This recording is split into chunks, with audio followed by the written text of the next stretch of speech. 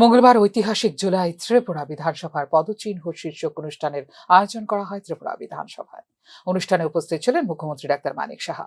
সহাবস্থানমূলক সম্পর্কের ভিত্তিতে কাজ করে বিরোধী দল এবং সরকার।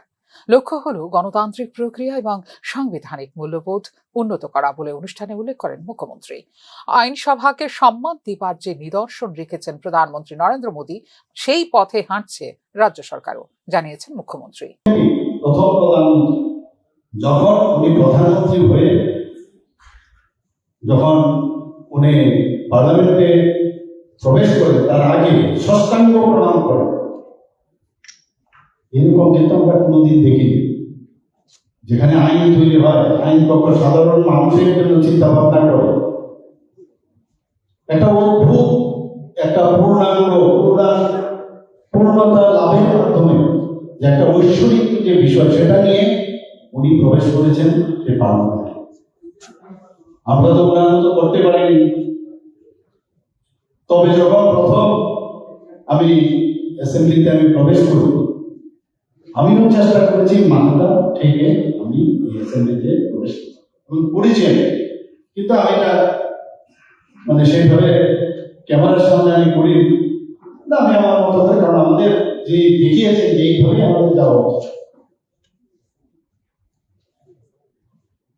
এবং আজকে 1963-তে যদি 1 জুলাই ত্রিপুরা বিধানসভা গঠিত হয়, তাহলে কিন্তু এটা একটা কোশ্চেন আছে আমার মনে হয় জন্য in future will talk regarding this. 1 July যে বিধানসভা প্রতিষ্ঠিত হয়েছে, তাহলে আমরা এই বিল্ডিং এর বিধানসভা আমরা তার পালন করবো কি 1 জুলাই আমরা পালন করবো? This is my question to all of you. বিধানসভা তো প্রথম যখন হলো, স্থান আজকে এখানে আছে, হয়তো ফিউচার আরেক জায়গায় আমরা চলে যাবো। 1 জুলাই যেটা আছে সেটা আমার মনে হয় আমাদের মধ্যে আলোচনার বিশেষ করে দেশ, জাতি ও সাধারণ মানুষের সার্বজনীন স্বার্থে কাজ করে আইনসভা। শক্তিশালী করতে হবে একে বলে এই দিনের অনুষ্ঠানে জানিয়েছেন বিরোধী দলনেতা জিতেন্দ্র চৌধুরী। গোটা এই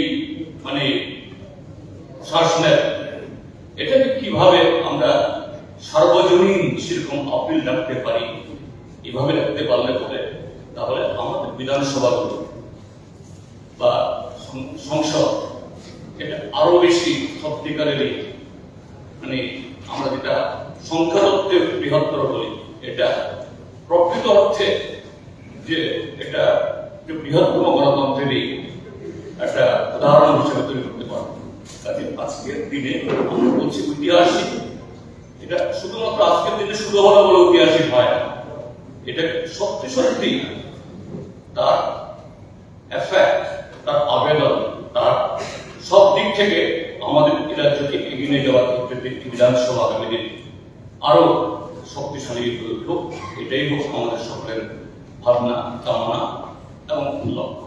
এটুকু বলে আমাকে বলার জন্য, আজকের অনুষ্ঠানে থাকার জন্য সুযোগ দেওয়া হয়েছে। আবারও 1963 সালে গঠিত ত্রিপুরা বিধানসভার দীর্ঘ পথ চলায় 2011 সালের 22 জুলাই ছিল এক ঐতিহাসিক মাইল ফলক। এই বিশেষ দিনটিতে ত্রিপুরা বিধানসভা উচ্চতর প্রাসাদ পরিসর থেকে কার্যান্তরিত হয় বর্তমান পরিসরে। এই স্মরণীয় দিনটিকে সম্মান জানাতেই ত্রিপুরা বিধানসভা ভবনে আয়োজিত হয় এই দিনের অনুষ্ঠানটি। এই বিশেষ দিনে বিধানসভায় গৌরবময় ইতিহাসকে স্মরণ করার পাশাপাশি অ্যাসেম্বলি পরিসরে বৃক্ষরোপণ কর্মসূচিতেও অংশগ্রহণ করেন বিধানসভার শাসক বিরোধী উভয় দলের সদস্যরা। ফিউরো রিপোর্ট, নিউজ নাও।